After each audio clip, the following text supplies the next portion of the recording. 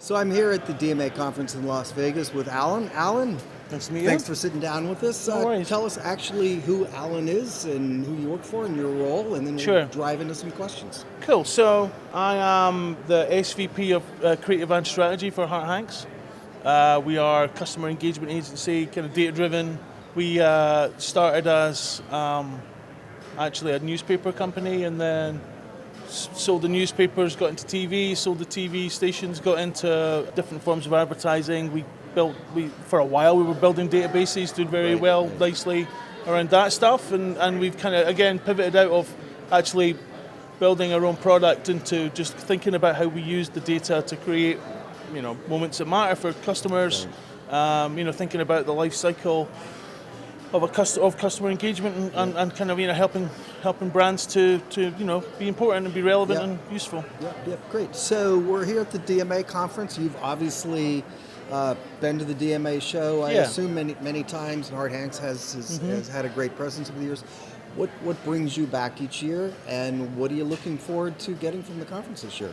I think the opportunity to just be close to other data-driven marketers, the mindset, understand what's interesting and going on. There's only really two places I go every year, South by Southwest and the DMA Conference. And I think between those two things I get, ideas that kind of expand my mind, and then ideas that help me narrow and focus in a little bit.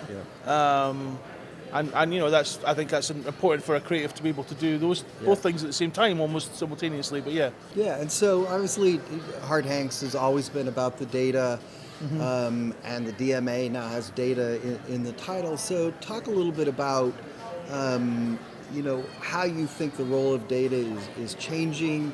There's been sayings that data is the new oil.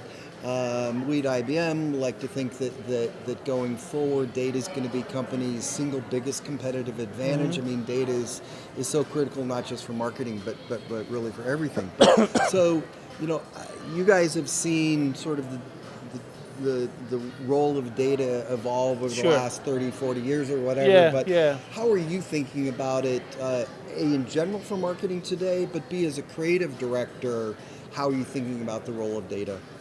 So I guess in general, the evolution of the use of data, it's started by very rudimentary, very immature. Let's just make sure we have the right person that we're speaking to. And personalization was very just like, hey, let's put their first name, Dear Lauren, Dear Lauren, and that was it, right? And then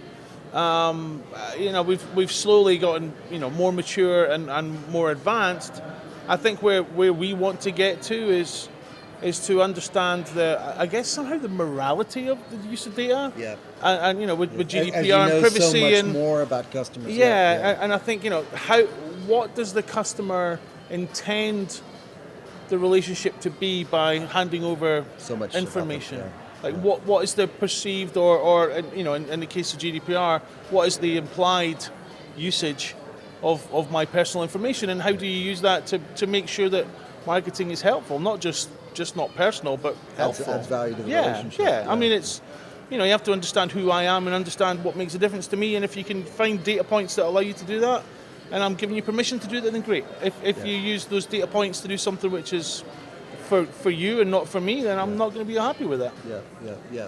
Yeah, so, it's being that it's all about the data, and that's what we're talking about, we'll come not all back about to the that. data. Not all about the data. But I never really answered your second part of the question, but that's fine. Yeah, so my point being, everything we've Sure. sort of talked about is, you've relayed sort of how critical the role and use of data is. But one of the single biggest challenges and problems, and it's not a new one for marketers, has been getting the data, breaking down those silos across the organizations. And we often like to blame, I won't name specific departments, but we often like to blame other departments in the organization. Talk a little bit about how you and Harte-Hanks have had success in sort of helping clients actually break down some of those silos and actually get access to the right kind of data that's needed.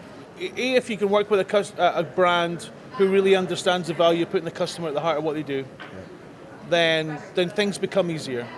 And conversations become less challenging. And if you think about, you might be collecting data over here, you're collecting data over there. If we put it in one place and we use it to create a combined, I guess, an arsenal of opportunity, then that's the most important piece.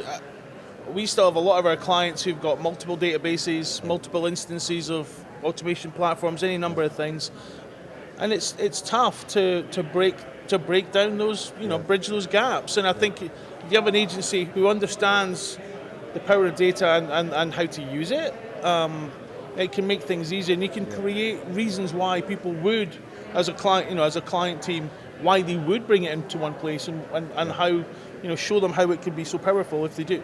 If we think about sort of the current state of marketing technology and where it's going, obviously artificial intelligence, machine learning, we believe, and I think most industry observers believe, that it's going to play a huge role.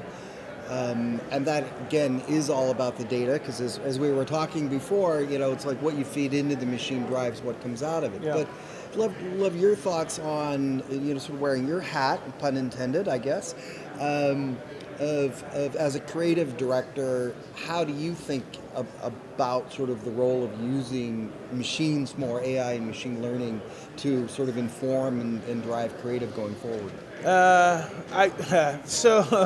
Loaded question. A little bit. I think it helps us to make decisions faster, for us to process results and to get to learnings faster.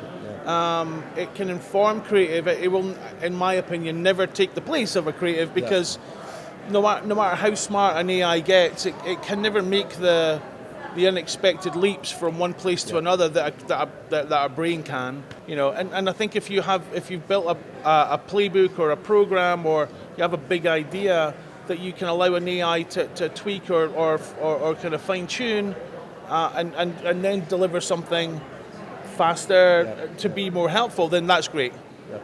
In terms of conceptual thinking, I just don't think it'll ever get there. But hey, I might be wrong. But the world seems to feel as if that will be one of those things that cannot be replaced. And you hear the big CMOs, Mark Pritchard, and others, talk about where the role of creative agencies plays versus things that they can insource, or things that they can allow technology to do for them. Most of the time, people are thinking that they can't really take away the creative process from the people who do it best. Good. So, me. Yeah. And him. If you take into consideration everything that we've been talking about, how are you thinking about 2019 in those conversations with your clients? Where are you, trying to sort of direct them to focus their energies? Obviously, there's so many things that they can focus on. Marketers always have limited budgets and resources, or usually, or maybe they spend the allocations in other places the best way. On technology. Yeah. They spend a lot of money on technology and tend to creative. Yeah, they do. Yeah. Sorry, but they do. But humor aside. No, I'm being serious. Yeah, no, I know you are. But how are you thinking about, like, what are you going to tell that CMO or whatever in 2019? Where should they be focusing? Yeah, it depends on the client, right? We work with them. We have a process that we have where we can kind of map out what we call their maturity across a variety of different pillars. We have like five pillars that we kind of like, we're able to assess. Where it might be market, like addressing the right market. It might be building personas for that audience. It might be the journeys that they're on. It could be the content piece, or it could be the data and the data and martech piece. And we assess their maturity across all five of those things, and try to understand, the idea that kind of all boats rise with the tide. Yeah. If you make an improvement in one of those places, then typically your marketing will improve. And so we're always, it's a continual journey to optimize and improve everything that a marketer does. Be more precise, be more, relevant, create better returns. And I think the technology piece is, like we talked about, kind of drives a lot of that. But if you don't know who your best customers are, and you don't know the things that they need, then technology is not going to help you to fix that, right? So there has to be a role for that as well. But I think, so back to your question, we work with each of them intensely, pretty consultative in manner. to see where they are on their journey. Their journey, And everybody talks about journeys, but Yeah. mostly around the customer journey. Where they are and where we see our other clients who are a bit more advanced than them and how they've got there, we can help advise, in as best we can about, okay, well, if you add this thing here, we should see an improvement there, that kind of thing. So it's a very tailored, consultative process. Yeah. Great. Well, Alan, that was excellent. I appreciate it. And I look forward to seeing how you combine man and machine going forward. Yeah, me too. I'm actually going to build one in my garage. I call them garages over here. But I'm all looking. Great. Thanks, man. Thanks, Alan. Cheers. Yeah.